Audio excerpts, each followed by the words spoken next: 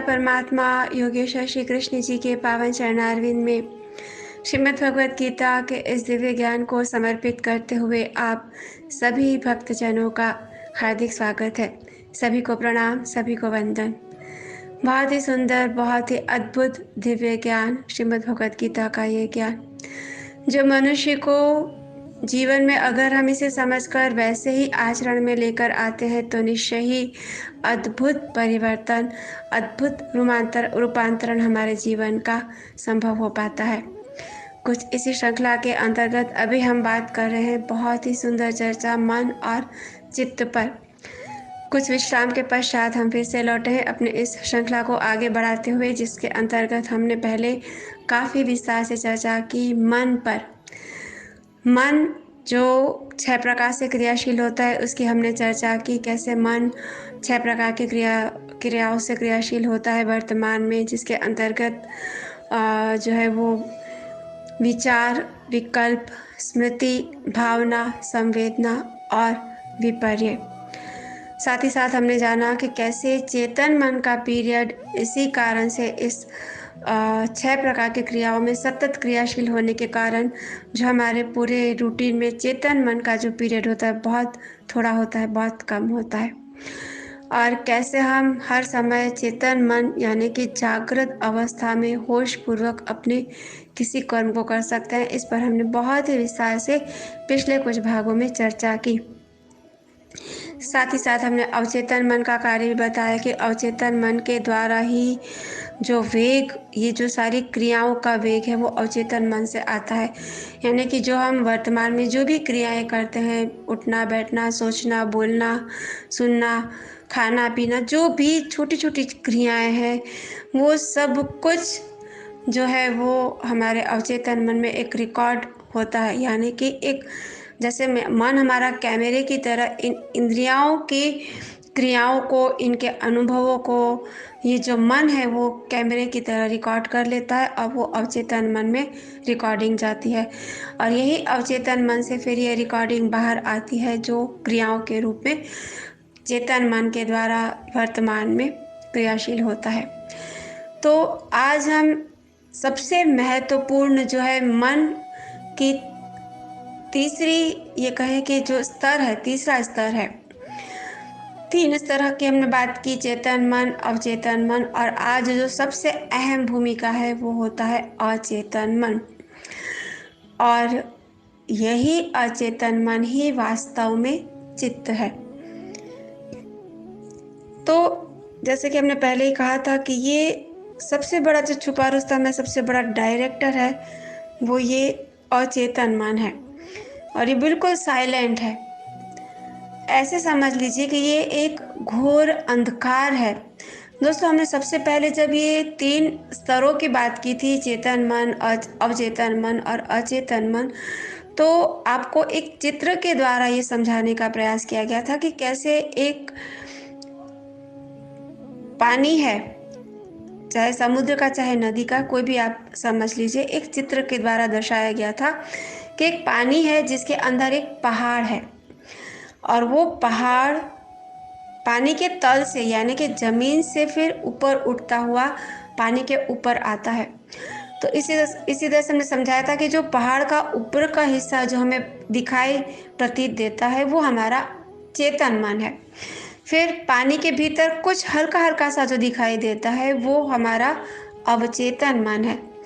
और जो मूल पहाड़ का तल है, यानी कि जैसे ये समझ लीजिए कि जिस पानी के नीचे जो तल है, इसी के आधार पर ये मूल है, इसी के आधार पर ये पहाड़ खड़ा हुआ है। तो ये अचेतन मन है जो दिखाई नहीं देता, पानी के बिल्कुल इतनी गहराई में है कि अवचेतन मन में हमें थोड़ा सा धुंधला दिखाई देता है, और नीचे जितना हम गहराई में जाते हैं ये पहाड़ का तल बिल्कुल अंधकार में खो जाता है, जहाँ हमें कुछ प्रतीत नहीं होता, पहाड़ का जो तल का हिस्सा है वो प्रतीत नहीं होता। तो ठीक वैसे ही ये जो अचेतन मन है वो बिल्कुल साइलेंट है, वो दिखाई नहीं देता, लेकिन मास्टरमाइंड यहाँ से ही शुरू होता है। देखो दोस्तों, हमने कई बार विस्तार से चर्चा की थी कि हमारे 3 प्रकार के शरीर हैं। स्थूल शरीर यानी कि जिसके अंतर्गत ये हम जो बाह्य शरीर हम देखते हैं, 5 तत्व से बना हमारा ये शरीर, जिसके अंदर इंद्रियां, हाथ पैर नाक कान आँख इत्यादि जो इंद्रियां हैं, 10 इंद्रियां हैं। इसके अलावा सूक्ष्म शरीर, मन और बुद्धि, क्योंकि मन के द्वारा हम विचारों को अनुभव करते हैं, मन को हम महसूस करते हैं, इसलिए ये सूक्ष्म शरीर है जो भीतर है। और सबसे बड़ा जो है वो कारण शरीर, जिसे तीसरा शरीर कहते हैं।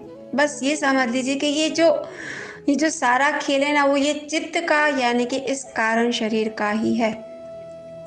इसलिए इसको कारण शरीर ही कहा गया है, क्योंकि ये कारण बनता है मनुष्य के आवागमन का, इस संसार में आने जाने का। जो भी जीवधारियों का, केवल मनुष्य का नहीं, जो भी जीवधारियों का आवागमन का ये जो सृष्टि चक्र है, वो इस कारण शरीर के द्वारा ही होता है। और ये चित्त ही वास्तव में कारण शरीर है। और ये चित्त एक ऐसा अंधा कुआं है, या ये कह के ऐसा घोर अंधकार है, जिसके अंदर हमारे हजारों हजारों पूर्व के जन्मों के संस्कार जमा हुए हैं। संस्कार के रूप में हमारे जीवन के हजारों पूर्व जन्मों के जो भी हमने उस समय, उस पीरियड में, उस काल में जो भी हमने अनुभव किया है, वो संस्कार, जो दुख सुख अनुभव किए हैं, जो भावनाएं हैं, जो विचार है, जो कर्म है, वो सब कुछ एक चित्त के अंतर्गत यानी कि इस अचेतन मन के अंदर सब कुछ ऐसे ही बीज रूप में पड़ा हुआ है। यानी कि अभी ये खिला नहीं है। अब जैसे मान लीजिए कि एक जमीन के अंदर जब हम कोई बीज डालते हैं, या एक बीज जमीन के अंदर पड़ा हुआ है, लेकिन अभी उसके पकने की ऋतु नहीं आई, इसलिए वो जमीन के अंदर बीज पड़ा हुआ है जो अभी अंकुरित नहीं हुआ। जब उचित ऋतु आती है, उचित खाद पानी की व्यवस्था उसे मिलती है, तो एक पौधा बनता है। तो बस यही समझ लीजिए कि हजारों जन्मों के हमारे पूर्व के संस्कार, हमारी वासनाएं, इच्छाएं, जो कुछ भी है, हमारे दुख सुख अनुभव, हमारे कर्म का लेखा जोखा खाता, जिसे हम संचित कर्म के नाम से भी जानते हैं, सब कुछ इस अचेतन मन यानी कि चित्त में जमा पड़ा हुआ है। लेकिन जैसे जैसे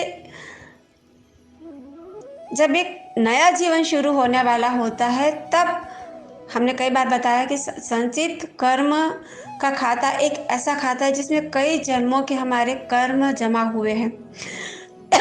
तो कुछ कर्म जो वहां से बाहर निकल कर आते हैं, यानी कि जो फल पक जाते हैं, वो हमारा प्रारब्ध बनते हैं। प्रारब्ध यानी कि भाग्य, और इसी प्रारब्ध के अनुसार फिर हम एक नया जीवन प्राप्त करते हैं।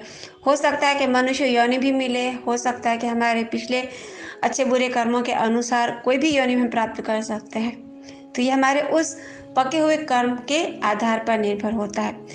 तो ये समझ लीजिए कि ये जो अचेतन मन है वही चित्त है, और इसी के अंतर्गत जो ये सारे संस्कार, वासनाएं, इच्छाएं, जो कुछ भी इसमें जमा पड़ा हुआ है, वो एक बीज मात्र रूप में पड़ा हुआ है। और जैसे जैसे ये बीज अंकुरित होता है, तब एक जीवन हम प्राप्त करते हैं, और फिर हम यहाँ से हमारी एक नई यात्रा शुरू होती है। और ये एक नया जीवन फिर हम जीते हैं, तो फिर वही ये कहें कि फिर चित्त में से यानी कि अचेतन मन से फिर कुछ बीज बाहर आते हैं पककर, वो अवचेतन मन को भेजता है, और अवचेतन मन से फिर हमारी वो वासनाएं संस्कार के रूप में, स्मृति के रूप में, भावनाओं के रूप में, संवेदना के रूप में, विचार विकल्प के रूप में, फिर वो इस जीवन में, इस वर्तमान जीवन में चेतन मन को एक फोर्स के या एक वेग के रूप में भेजता है।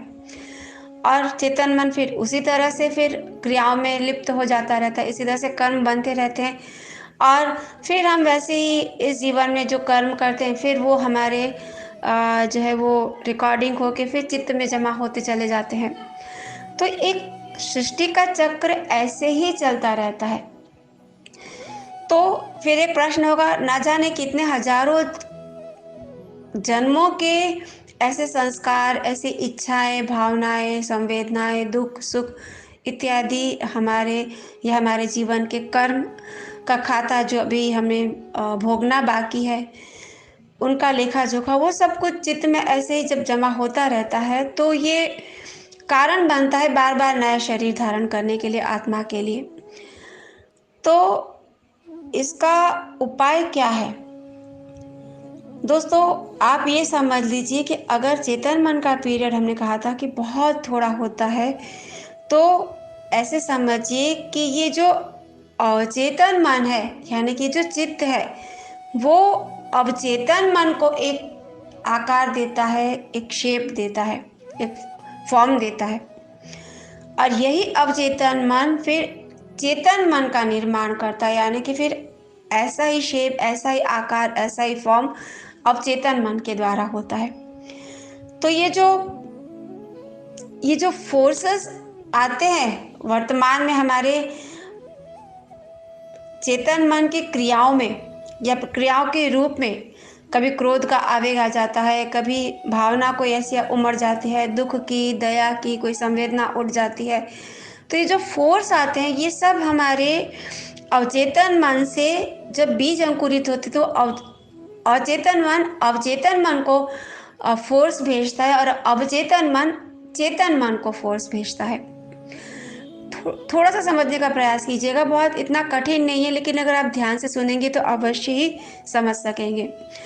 तो हमें इतना ही समझना है कि जब तक ये कारण शरीर का अंत नहीं होगा, यानी कि जब तक हमारा ये अचेतन मन या हमारा चित्त सभी प्रकार के हजारों हजारों जन्मों के संचित कर्मों से या संस्कारों से, इन या वासना तृष्णाओं से, इन सब से जब तक ये खाता नील नहीं होगा, तब तक हमारा ये आवागमन का चक्र ऐसे ही चलता रहेगा।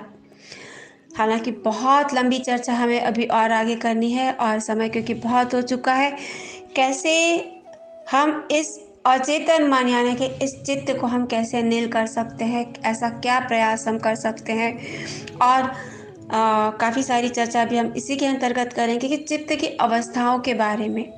हमारे वर्तमान में जीवन में जो भी हमारे व्यवहार होते हैं, कई बार हम देखते हैं कि हमारे रिश्ते नातों के अंतर्गत भी जो मन मुटाव होता है, कोई क्रोध के कारण संबंधों में खटास आ जाती है, कोई व्यक्ति बहुत झगड़ालू होता है, तो इन सब का कारण ये हमारा एकमात्र चित्त ही है। कैसे, इस पर हम आने वाले कल के लेक्चर में विस्तार से चर्चा करेंगे। आज बस इतना ही।